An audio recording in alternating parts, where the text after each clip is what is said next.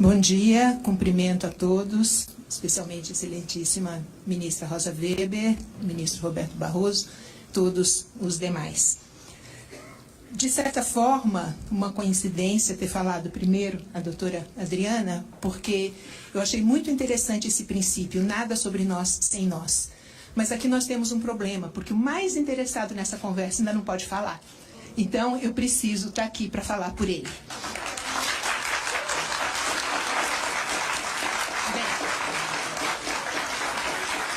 Eu estou aqui representando o Movimento Brasil Sem Aborto, que é um movimento que procura se pronunciar e trazer tanto manifestações públicas como argumentos em todo esse debate.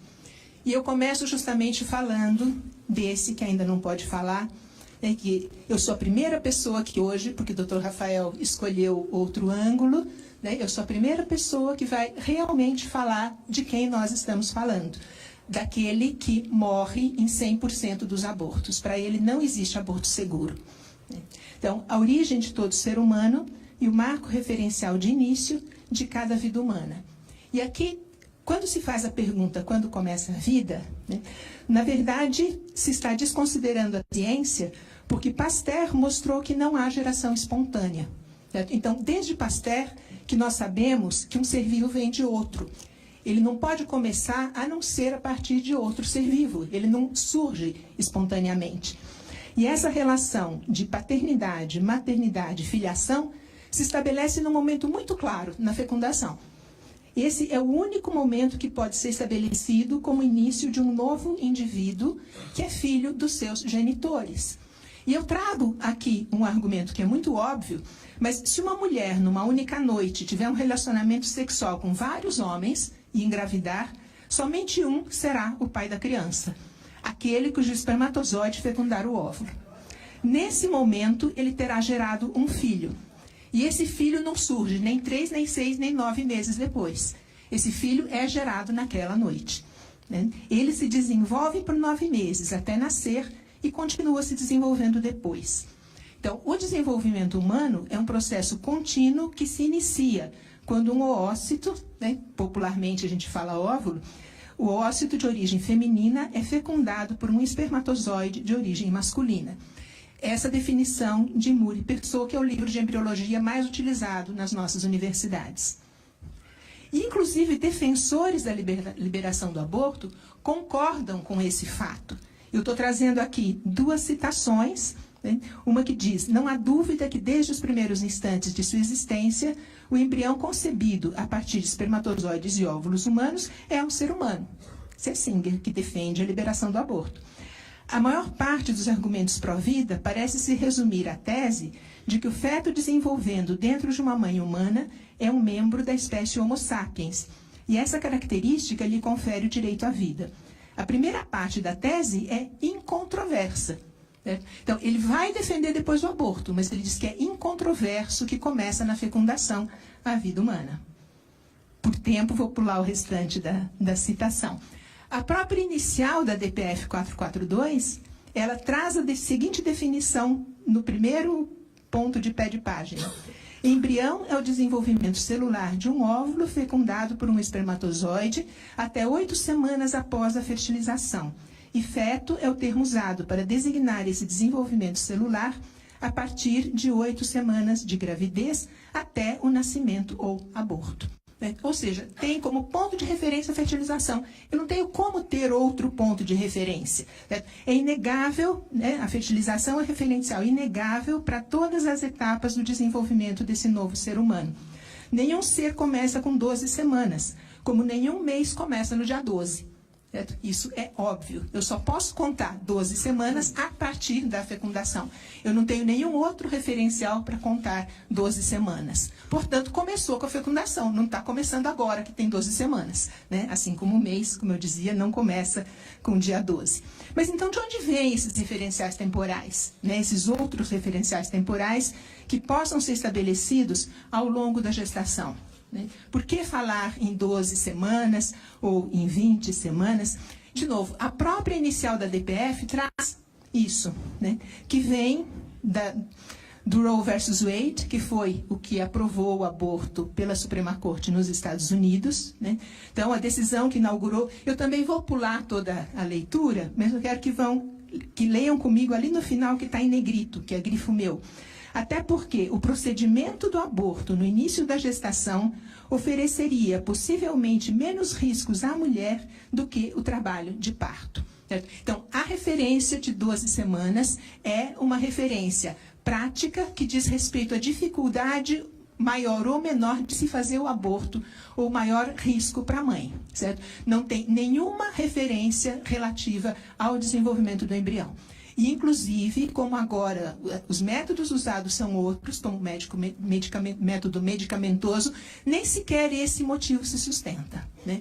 Então, é totalmente arbitrário a definição de 12 semanas. E não por acaso cada país trabalha com uma data diferente, tá certo? Portugal com 10 semanas, Brasil está trabalhando com 12, a Argentina está trabalhando com 14, Reino Unido são 20 semanas e assim por diante, né? Então, se houvesse um dado científico, não teríamos essa distribuição arbitrária entre diferentes momentos.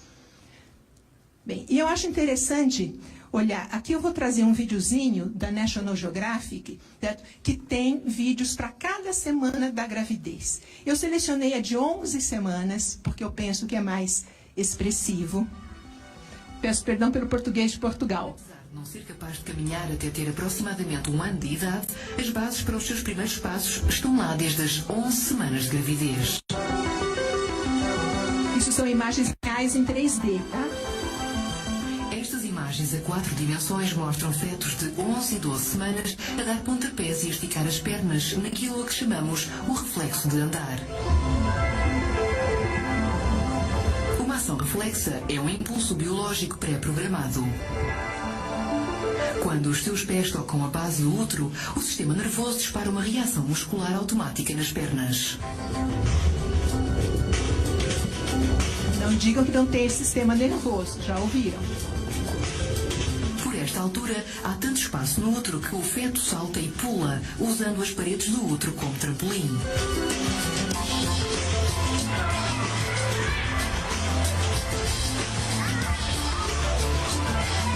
A capacidade de andar é uma habilidade muito importante para sobreviver, e quanto mais o feto se move, mais fortes serão os seus reflexos.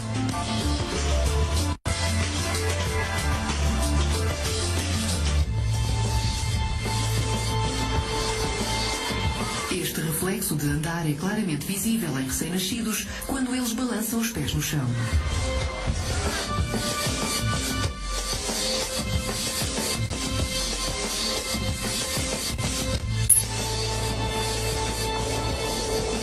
A transformação mais dramática de toda a gravidez acontece entre as 6 e as 11 semanas, com o feto a passar por uma metamorfose e tornando-se 5 vezes maior no espaço de umas frenéticas 5 semanas. Mais de 200 tipos de células diferentes estão nos lugares certos. Os músculos e os nervos movem-se, existe um fígado, 2 rins e um estômago do tamanho de um bago de arroz. Todos os elementos de um bebê humano estão formados e têm apenas 7 centímetros de comprimento. Todos os elementos de um bebê humano estão formados e têm apenas 7 centímetros de comprimento. Se for uma menina, ela já tem útero. Então, as pessoas que dizem, eu tenho direito ao meu próprio útero, eu falo, você sim, e a sua filha tem direito ao dela. Como citamos Roe versus Wade, vale a pena lembrar, primeiro, que esse processo foi baseado numa mentira, depois admitida pela Norma McCorvey, que falou que tinha sido violentada, e depois ela confessou que não, que isso era mentira. E depois ela se tornou uma pró-vida. Ela está aí justamente com réplicas da criança no útero, né? Como essa que eu tenho nas mãos, e diz, eu estou dedicada a gastar o resto da minha vida desfazendo a lei que leva o meu nome. Norma McCorvey morreu no ano passado, fazendo parte do movimento pró-vida. Bem, desconsiderar o valor, né, de quem ainda, né, praticamente não tem passado, é ir contra a lógica da natureza, né? Será que quem tem passado vale mais do que quem tem futuro? As nossas gerações se sucedem. Essa é a realidade do ser humano. Quando nós falamos da questão ambiental, nós falamos do direito das gerações futuras, daqueles que sequer gerados foram ainda, mas nós temos que pensar nos direitos deles, porque nós não podemos destruir esse mundo e não deixar o mundo para quando eles forem nascer daqui a 20, 50, 100 anos, né? Quando não há dignidade no conjunto da humanidade, né?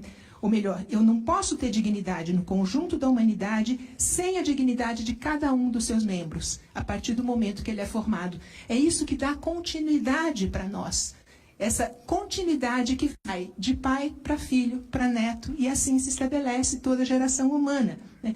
Suponhamos que daqui a 60 anos, esta casa esteja debatendo a licitude de se utilizarem úteros artificiais para o desenvolvimento de seres humanos gerados in vitro. Talvez essa discussão esteja aqui antes de 60 anos, mas eu coloco 60 porque não será nenhum de nós a estar fazendo esse debate.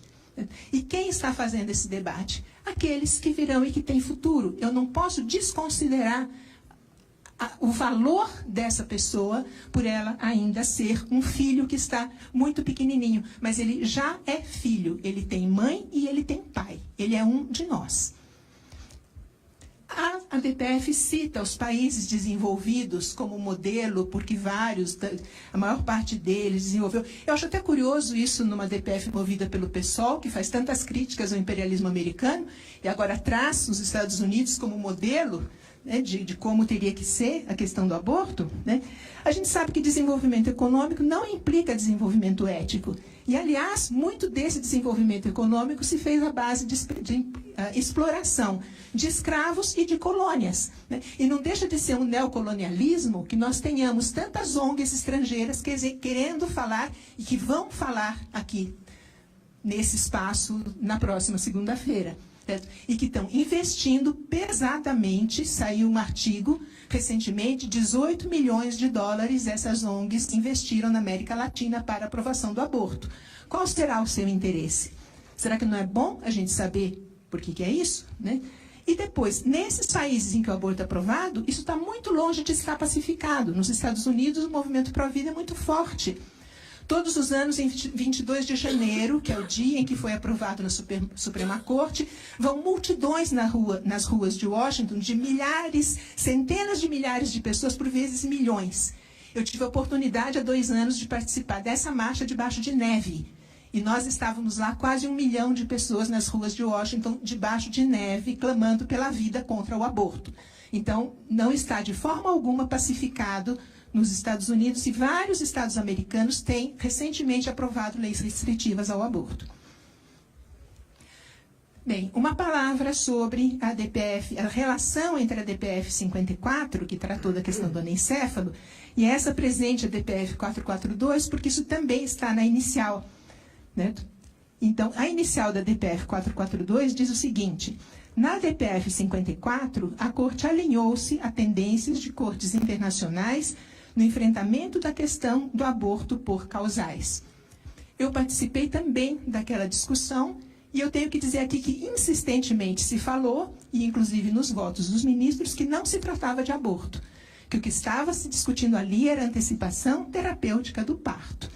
Inclusive eu trago, com sua licença, ministro Barroso, palavras suas enquanto advogado naquela ação, em que o senhor disse: em primeiro lugar, a interrupção da gestação, no caso de feto anencefálico, não é aborto e, portanto, constitui fato atípico que está fora da incidência do Código Penal.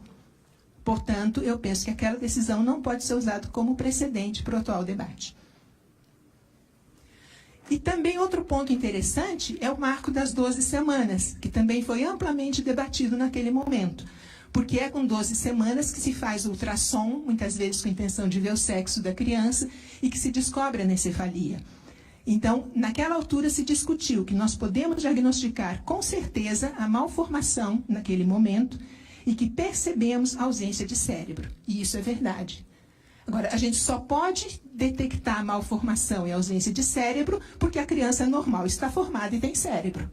Então, agora não vão me dizer que não está formado ou que não tem cérebro, em total contradição com o que foi dito naquele momento. Bem, outro ponto, que a legalização faz com que aumente o número de abortos, ao contrário do que também tem sido dito aqui. E o gráfico mostra muito claramente, aqui no caso do Uruguai, né, o grande problema é que se comparam dados supostos anteriores à aprovação com dados reais depois da aprovação. Se eu ignoro aquele dado anterior, que não tem segurança alguma, e considero o dado que é válido, a gente vê que, uma vez aprovado, o aborto ele só aumenta. No Uruguai, como já foi trazido aqui, 36% nos últimos anos. Na Inglaterra, a gente vê o gráfico. E mesmo essa estabilização, aparente estabilização ao final, nos anos mais recentes, ela é em números absolutos. Mas se a gente desconsiderar a diminuição, se a gente considerar a diminuição da natalidade, o número proporcional continua crescendo. A gente tem mais abortos para cada nascido vivo. Teresa Vargas fez um estudo da síndrome de Down na Espanha. E ela compara um dado muito simples. O número de crianças nascidas com síndrome de Down para cada proporção de 10 mil partos, em cada um dos momentos em que se liberou com maior facilidade para o aborto. E a gente vê que isso diminui de um pouco mais de 14 para um pouquinho mais de 4. Tá certo? Então, o dado está aí. Cada um discuta o dado como quiser. E ela também fala depoimentos de mães, até pela pressão dos profissionais de saúde. E ela traz aqui essa frase dita por uma mãe. Poucas horas antes de meu filho nascer, uma enfermeira me perguntou como eu pude deixar que ele nascesse, com todos os avanços que temos hoje em dia. Bem, a questão da quantidade de mortes maternas devidas a aborto. O Dr. Rafael já falou das fake news na imprensa. Eu vou passar bastante rapidamente por isso. Né? Chegaram a colocar 200 mil mulheres. 200 mil mulheres é 3 vezes mais do que o número total de mortes de mulheres em idade reprodutiva no Brasil. Certo? Então, um pouquinho de apuração jornalística mostraria que esse número é absurdo. Mas, seguindo o ministro Ricardo Barros, que falou em 11 mil, e recentemente saiu esse bordão de 4 mulheres que morrem por dia. Certo? Uma vez colocado esse dado, entre aspas, no Estadão, a mídia toda saiu reproduzindo, eu já vou mostrar, embora haja uma figura no mesmo artigo, e que na legenda da figura está dito: o banco de dados indica 54 mortes comprovadas de mulheres em decorrência da interrupção da gravidez em 2014. Só que eles colocam esse dado, dizem o dado que consta realmente no site do SUS, só que depois desconsideram esse dado, certo?